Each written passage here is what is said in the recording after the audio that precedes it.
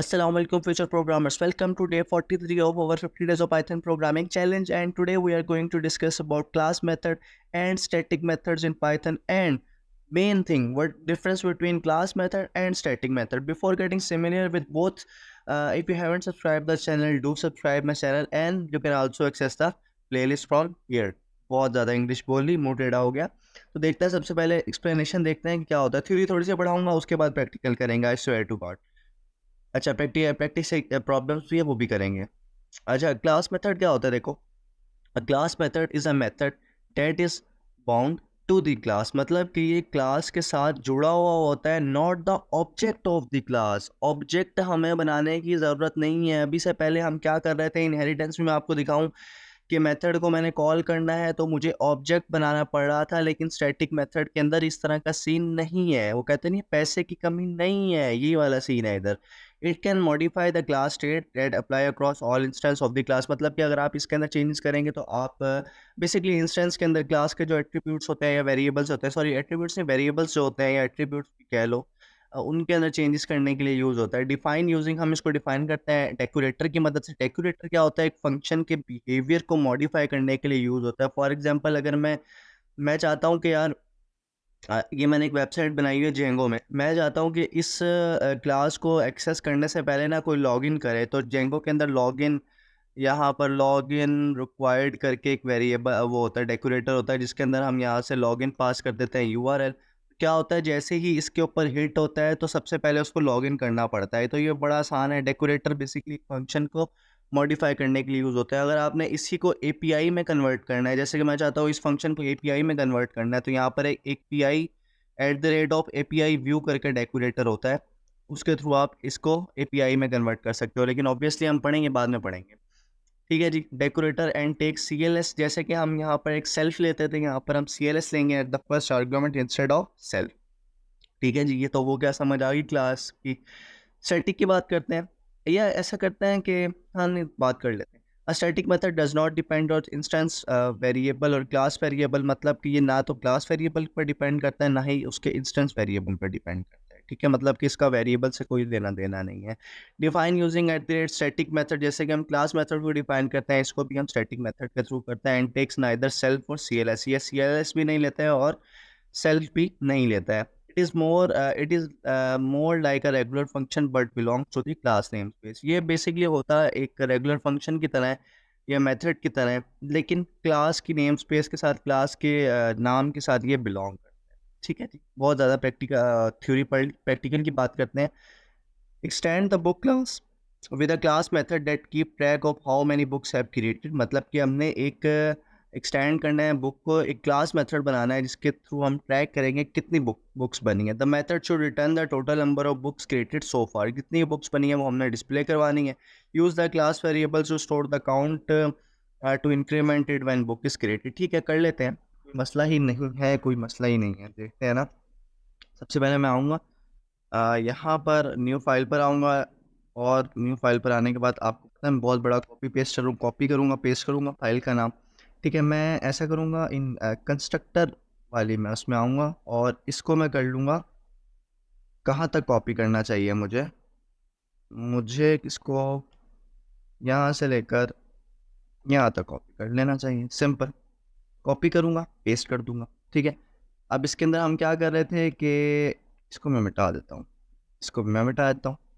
इसके अंदर हम कुछ नहीं कर रहे थे, बस हमने एक वेरिएबल डिक्लेयर करना है, टोटल बुक्स क्रिएटेड, जिसको हम ज़ीरो से इनिशलाइज कर देंगे। क्यों? क्योंकि स्टार्टिंग में टोटल बुक्स एक भी नहीं बनी होगी, इस वजह से। अब हमने क्या करना है, डेकोरेटर यूज़ करना है क्लास मेथड का, और यहाँ पर मैं एक फंक्शन डिफाइन करूँगा इंक्रीमेंट बुक्स, जिसके अंदर सी एल एस तो ऑब्वियसली आएगा ही आएगा। अब मैं यहाँ पर लिखूँगा C L S dot total books plus equal to 1, मतलब कि जो सी एल इसके अंदर जो बुक है, जो अभी ज़ीरो है ना, तो इसको प्लस इक्वल टू 1 कर दो। कब 1 करना है? जब इसको कॉल किया जाए। कब कॉल करोगे जी? अभी हम बता देते हैं क्या मसला है। इंक्रीमेंट उसको हमने कॉल कर लिया। ठीक है जी। मतलब कि मैं कह रहा हूँ कि जैसे ही कंस्ट्रक्टर के अंदर वैल्यू को इनिशियलाइज़ किया जा रहा है, तो मतलब कि इनिशियलाइज़ कर रहे हैं कि बुक्स हमारे पास बन रही हैं। जैसे कि यहाँ पर मैंने एक इसको इनिशियलाइज़ किया, मेथड को कॉल किया, तो मेरे पास एक बुक बन गई। सिमिलरली मैं भी यही कह रहा हूँ कि जैसे ही कंस्ट्रक्टर को इनिशियलाइज़ किया जा रहा है, तो उस केस में आप बुक डॉट इंक्रीमेंट कर दो, मतलब कि बुक के अंदर जो 0 पड़ा हुआ था उसको प्लस इक्वल टू 1 कर दो। कोई इतना बड़ा मसला ही नहीं है। इसके मैं 2 ऑब्जेक्ट बना लेता हूँ, एक और कॉपी करता हूँ, पेस्ट करता हूँ, और यहाँ पर आने के बाद मैं क्या करूँगा, बुक 2 और यहाँ पर बुक 2। ठीक है जी। अभी तक हमारे पास हो गया, काम हो गया। अब अभी तक मैं आपको रन करके दिखाऊँ तो ये रन वो नहीं दिखाएगा मुझे कि कितनी बुक्स बनी है। ठीक है, अभी तक इसने मुझे नहीं दिखाया कि कितनी बुक्स बनी है। ठीक है, थोड़ा सा मैं इसको ना चेंज कर लेता हूँ, इसको मैं जावा में कर देता हूँ। ठीक है, यहाँ पर मुझे इसको कॉल करना पड़ेगा। यहाँ पर मैं लिखूँगा टोटल बुक्स क्रिएटेड। ठीक है, और यहाँ पर आके मैं पी को बड़ा कर कैपिटल कर दूँगा बेसिकली। और यहाँ पर आके मैं क्या करूँगा, अब मुझे वेरिएबल को कॉल करना है, ना कि मैं फंक्शन को कॉल करना है। ठीक है, तो वेरिएबल को मैं किस तरह कॉल करूँगा, बुक क्लास का नाम डॉट टोटल बुक्स क्रिएटेड।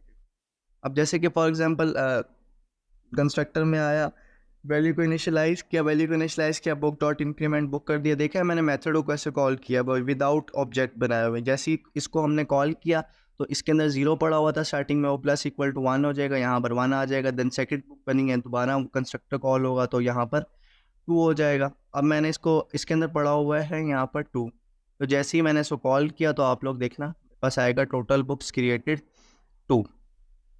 ये देखो टोटल बुक्स क्रिएटेड 2 आ गया। तो बेसिकली इस तरह हम स्टैटिक मेथड सॉरी इसका यूज़ कर सकते हैं, क्या कहते हैं इसको, क्लास मेथड का हम यूज़ कर सकते हैं। ठीक है, सेकंड प्रॉब्लम देखते हैं। Add a static method to the book class, check whether the given string is a valid for the book. A valid title should be contain at least 1 alphabetic character. ठीक है, alphabetic character मतलब कि एक at least alphabetic character होना चाहिए। Hint क्या देता है जी, use the static method to take input as a string as a input and check if it can be a use for book title. चलो जी, ये भी बना लेते हैं। बेसिकली हमने करना कुछ नहीं है, एक स्टैटिक मेथड लिखना है। स्टैटिक मेथड हम पढ़ चुके हैं, किस तरह लिखते हैं। स्टैटिक मेथड लिखेंगे और यहाँ पर लिखेंगे डेफ वैलिडेट टाइटल, जो कि एक हमारे पास देगा स्ट्रिंग जो कि टाइटल हो गया, और इसको ये रिटर्न करेगा। रिटर्न क्या करेगा मैं आपको बताता हूँ भाई। यहाँ पर एक एनी लगाऊंगा, मैं अभी बताता हूँ वो कह रहा है। एक लूप लगाऊंगा फॉर कैर इन टाइटल। ठीक है जी, और कैर इन टाइटल मैंने लिखा, यहाँ पर मैं लिखूंगा कैर डॉट इज अल्फा। सिंपल। मैंने बेसिकली क्या कहा, मैंने कहा जो मेरे पास टाइटल आ रहा है, मैं आपको ना इसको वो करके दिखाता हूँ। Title 1 equal to what, 50 days of Python या पाइथन प्रोग्रामिंग। ठीक है, शिफ्ट ऑल्ट डाउन की दबाऊंगा, यहाँ पर लिखूंगा टाइटल टू लिखना है मैं, टाइटल 2।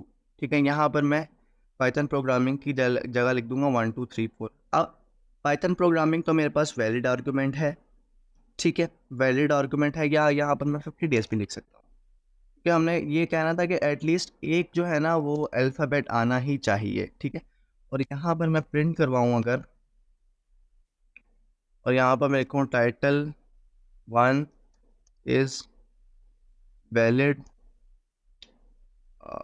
टाइटल, और यहाँ पर मैं लिखूँगा स्टैटिक मेथड को कॉल करूँगा वो डॉट वैलिडेट टाइटल, जो एक आर्गुमेंट ले रहा है विच इज़ टाइटल 1। इसको मैं कॉपी करूँगा, यहाँ पर टाइटल 2 लिख दूँगा, और इधर भी मैं टाइटल 2 लिख दूँगा। ठीक है, बेसिकली मैं क्या रिटर्न करवा रहा हूँ, एनी तो रिटर्न करेगा कि यार पहले हम इसकी बात करते हैं। फॉर कैर इन टाइटल, जो भी आएगा टाइटल के अंदर उसको एक एक करके ये आइटरेट करता जाएगा, फिर एक एक करके इसको चेक करेगा, कहेगा कैर डॉट इज़ अल्फ़ा, क्या ये अल्फ़ा कंटेन कर रहा है करेक्टर। ये देखेगा, पहले इसने देखा 50, इसने कहा नहीं कंटेन कर। इसने देखा 0, नहीं कंटेन कर रहा। देन इसने देखा डेज, डी देखा और ए देखा, इसने कहा ठीक है मुझे अब इससे कोई लेना देना नहीं है, डेट्स इट। एनी क्या रिटर्न करेगा, एनी रिटर्न करेगा ट्रू है या फॉल्स। जो भी इसके अंदर कंडीशन होगी ट्रू या फॉल्स में, वो ये एनी यहाँ से बताएगा। यहाँ से अगर एंड ट्रू आ रही है तो ये रिटर्न कर देगा ट्रू, इधर से फॉल्स आ रही है तो रिटर्न कर देगा ये फॉल्स। ठीक है, एक एक करके आइटरेट होता जाएगा। और जैसे ही ये देखेगा, यहाँ पर देखो इस केस में फॉर कैर इन टाइटल, एक को इसने सबसे पहले आइटरेट किया, इधर आया अल्फा है, उसने कहा नहीं है, 2 नहीं है, 3 नहीं है, 4 नहीं है, 5 नहीं है, यहाँ से रिटर्न हो जाएगा फॉल्स, सिंपल। और मैं आपको अगर इसको रन करके दिखाऊं तो मेरे पास पहला ट्रू आएगा, सेकंड मेरे पास फॉल्स आएगा। ये देखो सेकंड ट्रू आएगा, 50 days Python programming is valid title, true है। 1 2 3 4 5 is a valid title, false है, सिंपल।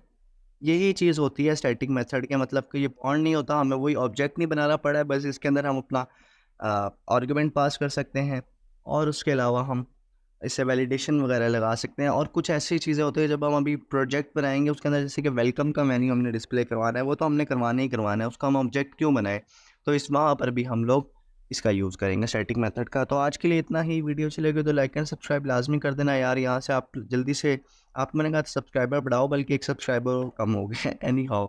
और प्लेलिस्ट को भी आप एक्सेस कर सकते हो। I think it's pretty much in future programmers, इंशाल्लाह वी विल मेट अगेन।